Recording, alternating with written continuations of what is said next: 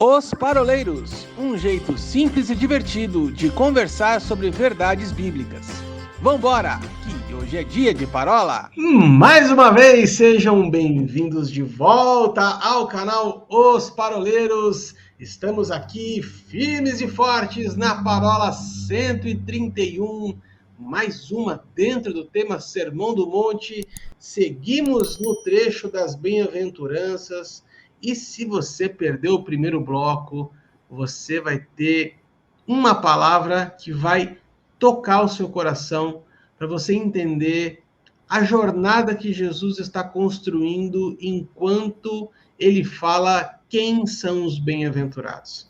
Então, nós subimos a montanha trazendo a realidade de quem nós somos fartos no topo da montanha ao nos encontrarmos com Deus.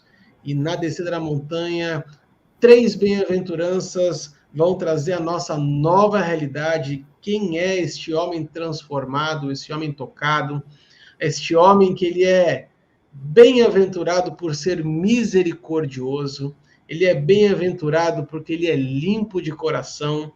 E eu quero aqui, meninos, fazer mais uma relação com as 3 primeiras bem-aventuranças, mostrando que elas realmente são correlatas.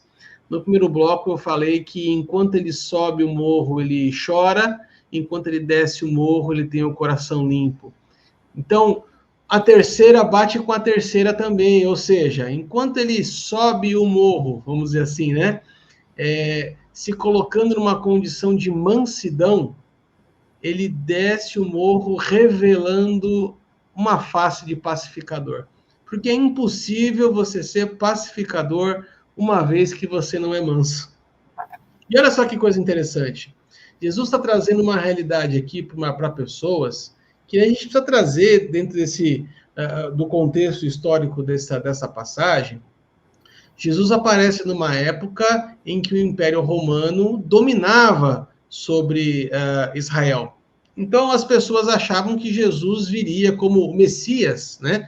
Viria como um grande general para libertar então o povo do Império Romano, e essa libertação viria por guerra, essa libertação viria por revolta, né?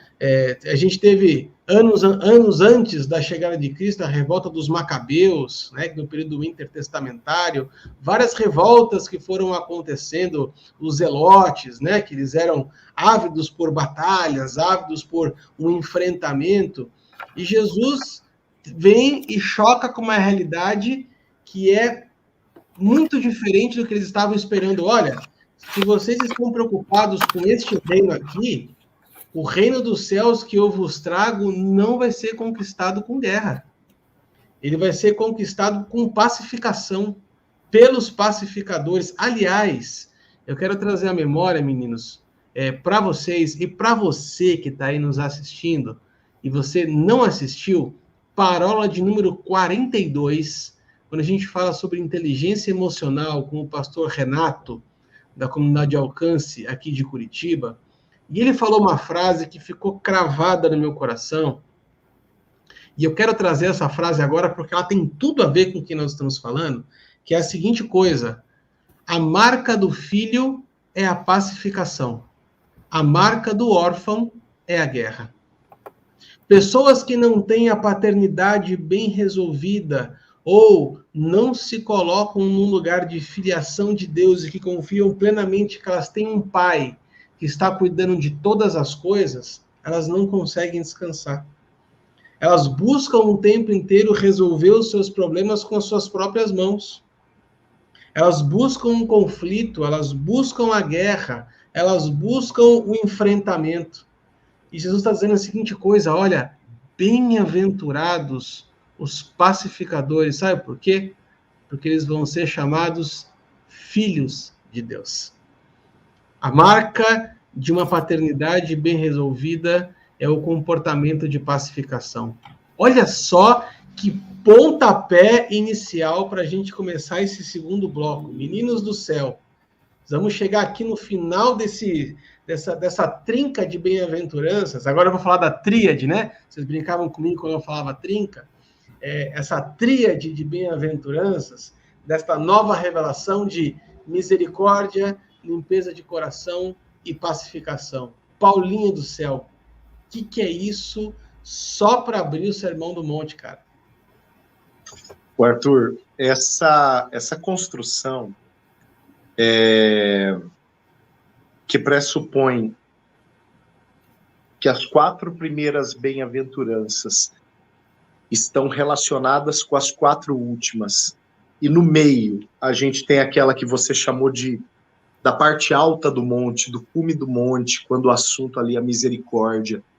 Essa estrutura, ela é uma estrutura que o próprio Sermão do Monte obedece, né? Que é uma estrutura que tanto no texto do Antigo Testamento, quanto no texto do Novo Testamento, ela é perfeitamente identificável em algumas passagens, né? O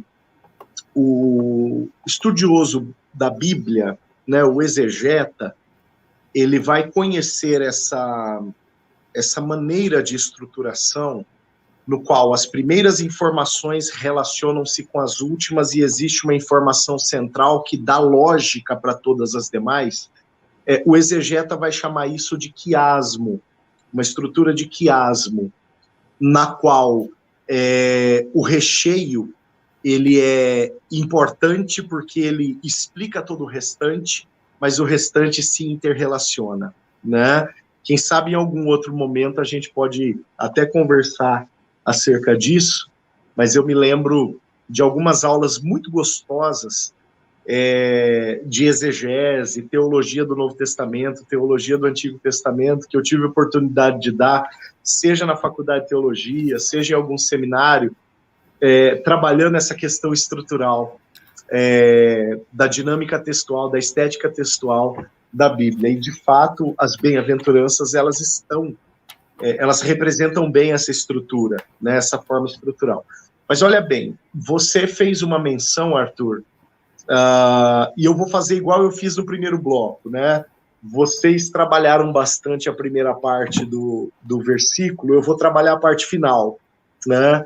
Quando Jesus ele coloca a consequência do sujeito ser um pacificador, e ele coloca que o pacificador vai ver Deus. E, de fato, essa parola 42, que foi, com o Renato, o pastor Renato Henriques, cara, Isso. essa parola 42, para quem não viu, tem que ver, porque foi tremenda mesmo, né? E essa fala dele, Arthur, ela desmistifica muita coisa, porque, e esse texto aqui, esse versículo em específico, né, o versículo 9 de Mateus 5, desmistifica muita coisa, porque a ideia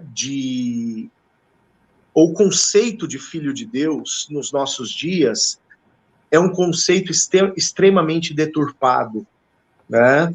Ao ponto da gente ouvir algumas vezes o seguinte absurdo: todos são filhos de Deus, quando a palavra não dá margem para a gente entender isso, né? Você abriu o primeiro bloco dessa parola perguntando para mim e para o chão o seguinte: tudo que Jesus fez foi intencional, né? E nós respondemos que sim. E, curiosamente, no primeiro bloco, a gente falou acerca do coração puro, que pressupõe um coração firmado nos princípios do Senhor e que manifeste esses princípios, né? Que transpareça esses princípios. Isso vai ser, então, o significado do que seja um coração puro. Logo, uma das características de Jesus que eu preciso transparecer como consequência do meu novo nascimento, como consequência do meu coração puro, é a característica da intencionalidade em agradar o Pai. Jesus, em tudo que ele fazia, ele tinha de fato uma intenção. E a intenção central de Jesus era agradar o Pai em tudo. Né? Ele tinha a intenção de comportar-se de uma maneira que alegrasse o coração do Pai. Tanto que, em Lucas capítulo 3, antes de Jesus, no momento que Jesus era batizado, antes de Jesus dar início ao seu ministério, né, Lucas capítulo 4, a gente vê Jesus indo para o deserto para jejuar e orar, e logo depois escolher os seus apóstolos. Mas em Lucas 3, quer dizer, antes de qualquer ação ministerial conhecida de Jesus, ouviu-se uma voz do céu, após Jesus sair de dentro da água, que dizia: esse é o meu filho amado que me dá muito prazer. Ouçam ele. Antes de qualquer ação ministerial, Jesus já dava prazer ao Pai. Então, o que dava prazer ao Pai não era necessariamente o que Jesus fazia, mas era quem Jesus era, né? Era o comportamento de Jesus, era o caráter de Jesus. Isso dava prazer ao Pai. Não a atividade, embora a atividade fosse fruto daquilo que Jesus é, né? A nossa fé se testemunha ou ela se consolida e se evidencia a partir das obras que nós temos. Isso o Tiago escreve para nós de uma forma extremamente linda, ao ponto de dizer: se existe uma fé que não tem obras, essa fé já morreu. Essa fé é infrutífera, ela é morta, ela é estéril, ela não funciona, né? Então, obrigatoriamente, as minhas obras vão evidenciar a minha fé, mas a minha fé é um passo anterior. Ela pressupõe o caráter, ela pressupõe quem eu sou, ela pressupõe a minha existência. Não à toa, o apóstolo Paulo, em Efésios, capítulo 1, versículo 12, ele fala que nós devemos ser para o louvor da glória de Deus. Não está associado ao fazer, está associado ao ser, né? Está associado, mais uma vez, ao nosso caráter. Aí a gente olha para toda essa dinâmica torta que existe hoje, e que delineia um pensamento errado, equivocado, às vezes mal intencionado, acerca do que é ser filho de Deus, e a gente vê, quem sabe, algumas manifestações de filhos de Deus, entre aspas, que negam o próprio DNA, que negam esse DNA celestial, né? Que negam transparecer os valores celestiais. Cara, essa ideia de transparecer aquilo que é celestial é tão séria. O apóstolo Paulo, ele se apega um pouco nisso, e pelo menos algumas vezes, para algumas igrejas, Paulo vai tocar nesse assunto, como por exemplo, quando ele escreve para a igreja de Filipos, capítulo 4, verso 8, ele diz assim, ó: aquilo que é perfeito, aquilo que é santo, aquilo que é bom, aquilo que é de boa fama, seja isso que ocupe a vossa mente. Quando Paulo vai escrever para a igreja de Colossos, no capítulo 3, versos 1, 2 e 3, ele diz assim: pense nas coisas que são de cima, busque as coisas que são de cima, porque a vossa nova vida veio de cima, né? Quando Paulo escreve à igreja de Corinto, Coríntios capítulo 5, verso 16, 17, ele diz: olha, você é uma nova criatura, as coisas velhas passaram, tudo se fez novo, né? Quando Jesus bate um papo com Nicodemos está todo preocupado, falando assim: cara, como é que faz pra gente, eu caminhar junto contigo? E Jesus fala: não tem jeito, cara, o DNA tem que mudar, você tem que nascer de novo, você tem que ter uma nova geração, você tem que ter uma nova criação, né? E hoje a gente vê uma teologia que transforma pessoas em filhos, criaturas em filhos, sem esse pressuposto essencial, fundamental, né, de guardar e transparecer os valores do Senhor.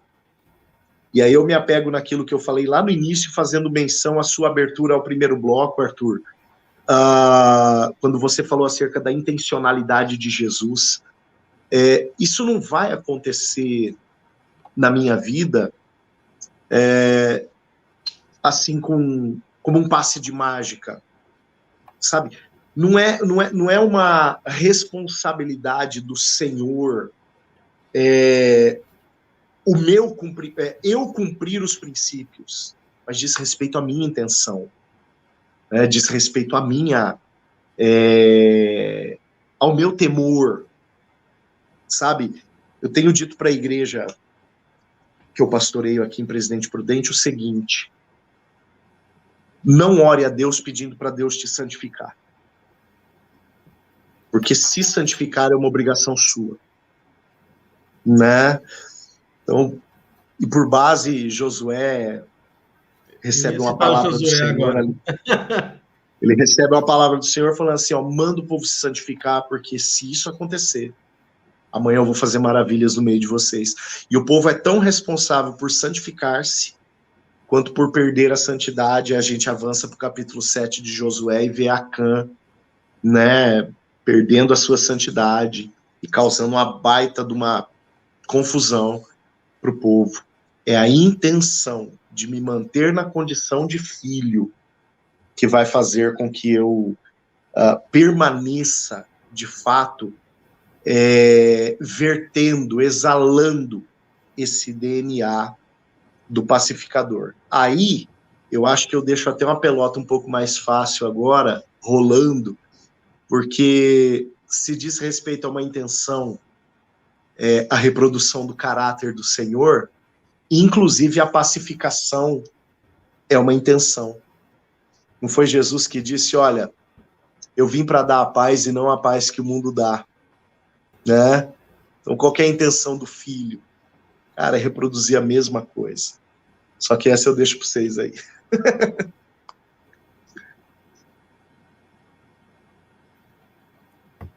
Deixou para mim, é isso, Milian? Eu só vou corroborar aqui. Pela ordem é você. Só vou... Não, o Paulinho fez uma explanação bem legal aí, né? E aí eu fiquei pensando, né, que ele falou as características de um filho, né? Eu lembrei do bloco anterior, quando ele citou até a característica física dos filhos dele, mas também existem as características de caráter que são transferidas, né, dos pais para os filhos, né? Os filhos veem o pai fazer, né? Mas eu fiquei pensando bem assim, né? Deus é conhecido também no Antigo Testamento, Deus Pai, como Jeová Shalom, o Deus da paz, né? Até quando Gideão vê lá, tem uma experiência com Deus, ele fica com medo de morrer, e aí Deus, né, o anjo diz que ele não vai morrer, e aí ele levanta o altar e declara que aquele altar é dedicado ao Deus, a El Shalom, o Deus da paz. Quando a gente olha para Jesus, ele é conhecido como o príncipe da paz, né? O filho do rei é o príncipe da paz. Quando nós olhamos para o Espírito Santo, a terceira característica é paz. Então a gente tem o Pai, o Filho, nós temos o Espírito, todos com as características de paz. Quando nós vemos Paulo falando em Romanos que o reino de Deus não é comida e nem bebida, né? Uma das características é paz. Então, deixa eu até achar o versículo aqui, que é Romanos. Vou pegar meu óculos. Mas, enfim, eu vou achar o versículo e quero trazer aqui o que ele quer dizer, que não é comida, mas é amor, né? Alegria no espírito e paz. É isso. Então, quando a gente olha todas as características do Pai, do Filho, do Espírito e do reino, tem paz. Então, não tem lógica nenhuma se nós não formos homens e mulheres pacificadores, que também na etimologia quer dizer embaixadores da paz. Então, como é que a gente leva a paz? A gente leva a paz, muitas vezes, ministrando a palavra. Quantas pessoas que a gente conhece que tiveram, e nós mesmos tivemos um encontro com Jesus, pelo menos no meu coração, a primeira coisa que entrou foi paz. Né? Eu tive certeza da salvação, Jesus é a nossa paz, né? Ele está ali entre Deus e os homens trazendo paz. Então a gente vê a paz em todo o tempo. Se a gente não estiver promovendo paz, tem algo errado conosco. Porque a gente vê que todos os três, mas o reino é baseado na paz. Então, esses serão chamados filhos de Deus, é isso? Né? Aqueles que promovem a paz. Isso. Então, né, somos filhos de Deus, somos. O que a gente está promovendo? A gente está promovendo luta, briga, discussão, isso é obra da carne. A gente está promovendo paz, então a gente está refletindo o caráter do Pai, do Filho, do Espírito e condutas do reino. Sensacional. Vocês sabem que enquanto vocês estavam falando, eu acho que essa questão da gente ter essa liberdade de poder estar conversando sem uma uma pauta assim rígida, né? É que o Espírito realmente vai tocando no nosso coração e vai trazendo coisas na mente para a gente trazer à mesa. Enquanto vocês estavam falando sobre paz, eu estava falando a respeito do contexto histórico, né? De que as pessoas esperavam que Jesus viesse como um grande guerreiro, e isso não aconteceu. Lembrar que naquela época existia a Pax Romana, né? Então, o conceito de paz que eles tinham naquela época era um conceito distorcido, como eu vejo que talvez muitos de nós hoje, e aí eu vou falar aqui nós, confins da Terra, né, temos a respeito de paz. Quando a gente fala que, assim, paz é a ausência de guerra. Quando a gente, na verdade, percebe que paz não é ausência de guerra, né? Não, eu estava aqui na paz até você vir aqui me cutucar. Não, peraí. Então, se basta eu te cutucar para você sair da paz, então é sinal que você não estava em paz. Simplesmente ninguém estava mexendo com você. Eu entendo que paz não é ausência de guerra. Paz, na verdade, é o descanso da alma no meio da tribulação. Ou seja, Arthur, eu ter... pode falar. A Pax Romana, só para ilustrar, né? A Pax Romana, ela é o irmão mais velho briguento. Sabe quando o irmão mais velho ele vai proteger o irmão mais novo, mas obrigatoriamente o irmão mais novo vai ter que, em troca, dar para ele a sobremesa, né? Ó, eu até te protejo lá na escola quando os valentões te cercarem. Só que o chocolate que você come depois do almoço vai ser meu. Combinado? Combinado. Então a Pax Romana era mais ou menos isso. O Estado não perseguindo e não permitindo que os seus pátrios sofressem alguma espécie de dano, né? Porque nós estamos falando daqueles que eram os donos do Oriente, os donos do Velho Mundo, né? Quando a gente se refere aos romanos.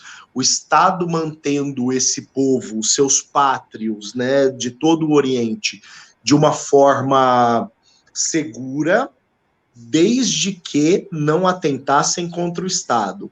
Então, a César o que é de César tem que pagar imposto, né? Quando o rolo acontece no meio dos judeus, tem que apresentar para o imperador romano. Esse Jesus aqui está tumultuando a religião judaica, vamos levar ele pro Herodes, vamos levar ele para Pilatos, né? Então a Pax pressupunha isso, né? Então, só para fazer essa ilustração, eu acho que você pegou num ponto um tanto quanto interessante. E aí, quando Jesus fala acerca dos pacificadores, ele quebra um conceito de paz, né, que naquele tempo do Império Romano havia sido enxertado no povo que conhecia muito bem o Javé Shalom, que o Xandão citou, mas que agora ouviam um conceito de paz distorcido, bairrista e local, que era um conceito novo. E aí Jesus vem para trazer de volta o verdadeiro conceito. A Pax Romana seria uma paz baseada no medo, enquanto, na verdade, Jesus vem trazer uma paz baseada no amor, né? Roma dizia a seguinte coisa: olha, fica bonzinho, senão eu te arrebento. Então, todo mundo ficava bonzinho e a paz prevalecia. Mas era uma paz baseada no amor? Não, era uma paz baseada no medo.